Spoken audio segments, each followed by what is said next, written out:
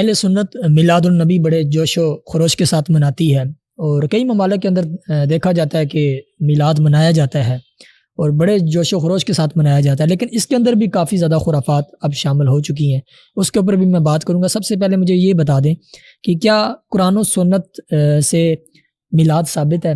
قرآن و سنت کے اندر اس طرح کے کوئی ثبوت موجود ہیں جس سے میلاد ثابت ہو یا میلاد منانا ثابت ہو؟ صحابہ نے جس طرح اعتراض کیا جاتا ہے کہ صحابہ کرام نے میلاد منایا، تو ایسے جو اعتراضات ہیں کیا اس کا ثبوت قرآن و حدیث سے ملتا ہے؟ سب سے پہلی بات تو پھر اس پر کر لیتے ہیں نا کہ بھئی میلاد منانے کی شرعی حیثیت کیا ہے۔ جی جی، پہلے یہ سمجھنا پڑے گا کہ میلاد شریف ہے کیا۔ تو بھئی میلاد ایک ایسی تقریب کا نام ہے، ایسی محفل کا نام ہے، ایسی مجلس کا نام ہے جہاں پہ سرکار دو عالم صلی اللہ علیہ وسلم کی آمد مبارکہ، آپ کی خصوصیات کا بیان، آپ کی شان کا بیان ہو، آپ کی سیرت کا بیان ہو۔ بالکل، اب سیرت بیان ہوتی ہے نا، سیرت تو وہ بھی کرتے ہیں، سیرت النبی کا جو میلاد نہیں مناتے، میلاد کو بدعت سمجھتے ہیں۔ جی، تو سیرت تو شروع ہی میلاد سے ہوتی ہے، بندہ پیدا ہوتا ہے تو پھر سیرت ہوتی ہے نا۔ جی، تو جو سیرت کے بنانے پر ان کے پاس ثبوت ہے، وہی ہمارے پاس میلاد کے بنانے پر بھی ثبوت ہے۔ لیکن جو اس میں خرافات ہو رہی ہیں اس کی طرف آتے ہیں، پہلے شرعی حیثیت کی طرف بات کریں۔ جی صحیح۔ سب سے پہلے یہ تھا کہ بھئی یہ ایک ایسی محفل ہے جس میں کیا ہوتا ہے، حدیث نعمت کے طور پر ذکر کیا گیا، اس کے بے شمار قرآن و سنت کی روشنی میں دلائل ہیں۔ اللہ تعالیٰ نے وَأَمَّا بِنِعْمَتِ رَبِّكَ فَحَدِّثْ فرمایا کہ اللہ کی نعمتوں کا چرچا کرو۔ نبی پاک اللہ کی سب سے بڑی نعمت ہے، بے شک۔ تو 12 ربیع الاول کو جمع ہو کے لوگ کیا کرتے ہیں؟ چرچا کرتے ہیں، مسلمان اظہار کرتے ہیں کہ یہ خاص دن ہے۔ 10 محرم کا روزہ رکھا جاتا ہے۔ جی، بخاری میں اس کی وجہ یہ لکھی گئی ہے کہ جو یہودی ہیں وہ کرتے تھے۔ عمل کن کا تھا؟ یہودیوں کا۔ اور کانسیپٹ کن کا تھا؟ یہودیوں کا۔ ہاں جی، کانسیپٹ یہی تھا نا کہ بھئی اس دن حضرت موسیٰ علیہ السلام کو آزادی ملی، بنی اسرائیل کو کیا ملی؟ آزادی ملی۔ تو اس آزادی کی خوشی میں کیا رکھ رہے ہیں؟ روزہ رکھ، اس کو سیلیبریٹ کر رہے ہیں، اس کو منا رہے ہیں۔ اسلام کی جتنے اعمال کے پیچھے آپ جائیں گے، نمازوں کے پیچھے بھی آپ جائیں گے تو آپ کو یہ ملے گا کہ یہ کسی نہ کسی نبی کی یادگار ہے۔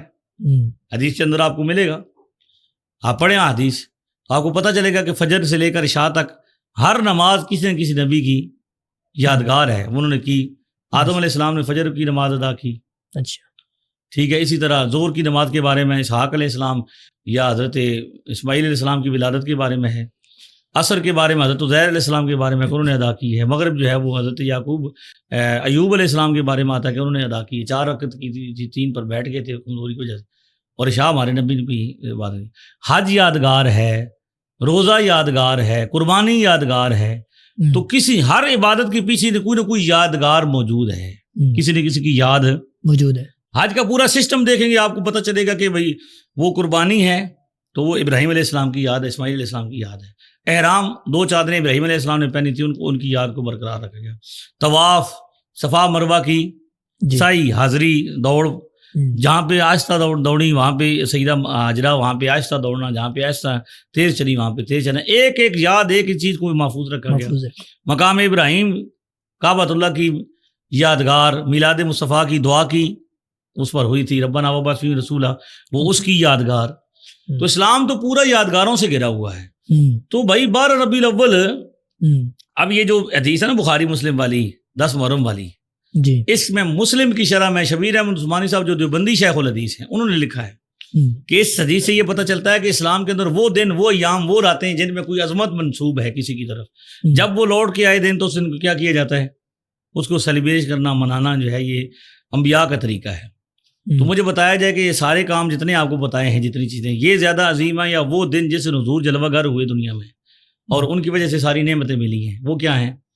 عظیم ہے۔ تو میلاد دراصل ایک ایسی محفل ہے، نسائی شریف کے اندر حدیث موجود ہے، صحابہ بیٹھے ہوئے تھے، حضور تشریف لائے مسجد نبی میں، آپ نے ان سے پوچھا کیوں بیٹھے ہوئے ہو؟ اب مجھے یہ بتائیں کہ اگر صحابہ نماز کے لیے بیٹھے ہوتے تو حضور آگے یہ تو نہ پوچھتے نا بھی کیوں بیٹھے ہو؟ نماز کے لیے بیٹھے ہوئے بندوں سے تو یہ نہیں پوچھا جاتا بھی آپ کیوں بیٹھے ہوئے ہیں۔ سرکار دو عالم صلی اللہ علیہ وسلم تشریف لائے، آپ نے پوچھا ما اجلسکم، تمہارا یہ جلسہ کیسا ہے، کیوں بیٹھے ہو؟ صحابہ کرام نے عرض کی یا رسول اللہ اس لیے بیٹھے ہیں، جلسنا نحمد اللہ علی ما ہدانا لدینہ ومن علینا بک، یا رسول اللہ ہم اس لیے بیٹھے ہیں، یہ محفل سجائی اس لیے ہے اللہ تعالیٰ کی تعریف اور حمد کریں اس بات پر کہ اس نے دین اسلام کے ذریعے ہمیں ہدایت دی ہے اور آپ کو بھیج کر جو ہم پر احسان کیا ہے اس پر اللہ کی تعریف کر رہے ہیں۔ سبحان اللہ، یہی عنوان میلاد مصطفیٰ کا ہے نا۔ بالکل، اب کوئی نہ سمجھنا چاہے تو اس کی مرضی ہے، ضد کا تو کوئی علاج کو نہیں، سمجھنے والے کے لیے کافی ہے کہ وہ اس محفل یا وہ محفل وہ مجلس جو آمد مصطفیٰ پر اللہ کا شکر ادا کرنے کے لیے سجائی جائے اسی کو تو میلاد کی محفل کہتے ہیں. اور صحابہ کرام نے حضور سے پوچھا نہیں تھا. اگر صحابہ کرام نے نبی پاک صلی اللہ علیہ وسلم سے اجازت لی ہوتی نا جی جی تو حضور پوچھتے کیوں بیٹھے کیوں؟ جی بالکل بالکل.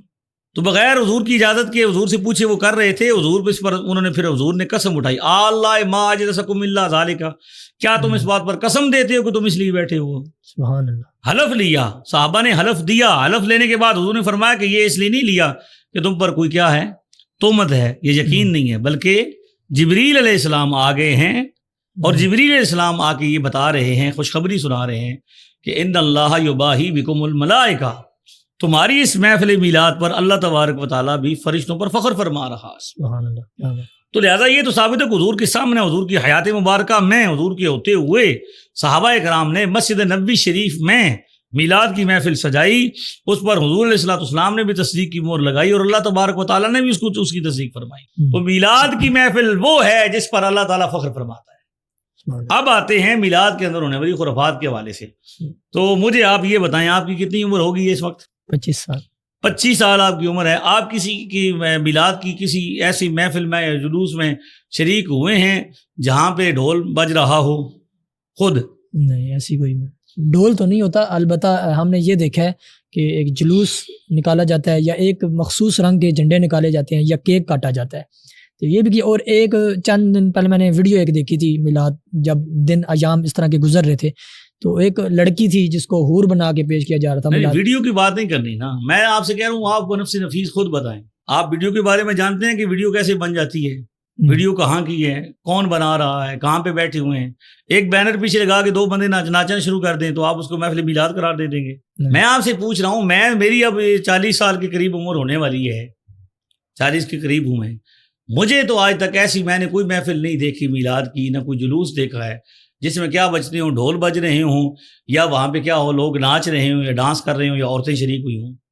بلکہ اگر کسی جلوس کے ارد گرد کچھ عورتیں دیکھنے کے لیے جمع ہوتی تھیں، کچھ ایسے مقامات تھے جہاں پہ کیا ہوتا تھا، یہ جہلم سرائے گیر میں ایسے مقامات ہم آپ کو دکھا سکتے ہیں کہ وہاں پہ وہ کچھ سجاوٹ کرتے تھے تو عورتیں ان کو دیکھنے کے لیے آتی تھیں. تو اس پر بھی اتنا سخت ایکشن لیا گیا علماء کرام کی طرف سے کہ ان کمیٹیاں بٹھائی گئی، میٹنگز کی گئی اور ان کو منع کیا گیا، روکا گیا. اور جیل میں اس دفعہ بھی پوری میٹنگ سنی علماء کونسل کی میٹنگ میں شامل تھا جس میں باقاعدہ اس بات کا اہتمام کیا گیا کہ خواتین کے لیے الگ محافل باپردہ محافل رکھی جائیں اور ان کو کیا کیا جائے، ان کو باپردہ کیا جائے. تو پہلے تو دنیا میں ایسی کوئی محفل ہوتی کوئی نہیں ہے. ویڈیو کا کوئی پتہ نہیں کہ ویڈیو کہاں کی ہے، کیسے بنی ہے. ایک بینر بنا کے ایک بندہ آگے نا، آپ تو ایڈیٹنگ بھی ایسی اعلیٰ چیز ہوگی ہے کہ آپ بندے کو کسی کو فلسطین بٹھا دیں، اسی بندے کو وائٹ ہاؤس کے سامنے بٹھا دیں اور بالکل ریئل ایڈیٹنگ ہوگی. لہٰذا ویڈیو تو کوئی ثبوت نہیں ہے، ویڈیو پر تو جج بھی فیصلہ نہیں کر رہا.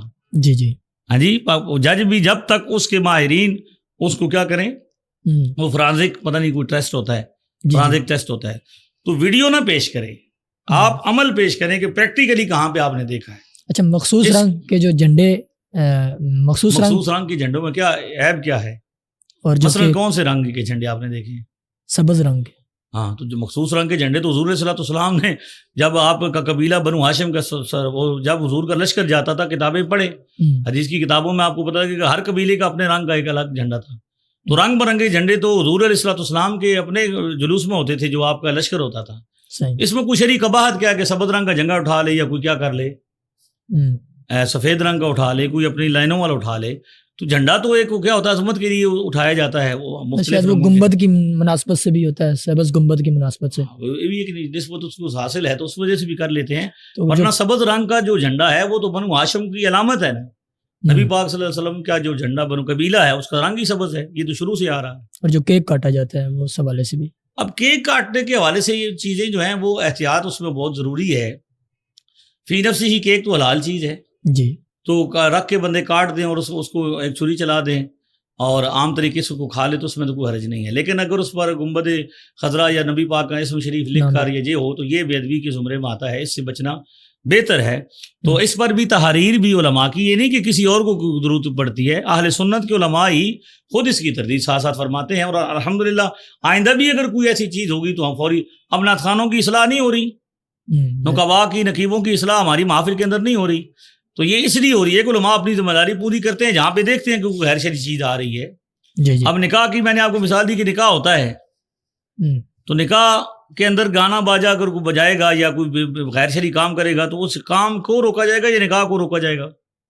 کام کو روکا جائے گا. تو اس جو غلط کام ہے اس کو روکا جائے گا. تو اب پہلے بھی روکا جاتا رہا, جہاں تک طاقت علماء کی ہے, پہنچ ہے, وہ روکیں گے. ڈنڈے سے تو ہم کسی کو قائل نہیں کر سکتے. زیادہ سے زیادہ ہم بلا کے کیا کر سکتے ہیں, سمجھا سکتے ہیں, یا وہاں جا کے کیا کر سکتے ہیں, سمجھا سکتے ہیں. باقی ہم کسی کو زبردستی تو بنا نہیں سکتے. تو لہذا انفرادی طور پر اگر کوئی بندہ کوئی غیر شرعی کام کرتا ہے تو اس کا ذمہ دار پورے مسلک کو نہیں قرار دیا جا سکتا. آتش بازی بھی ہوتی ہے اس میں, وہ بھی بتا دیں.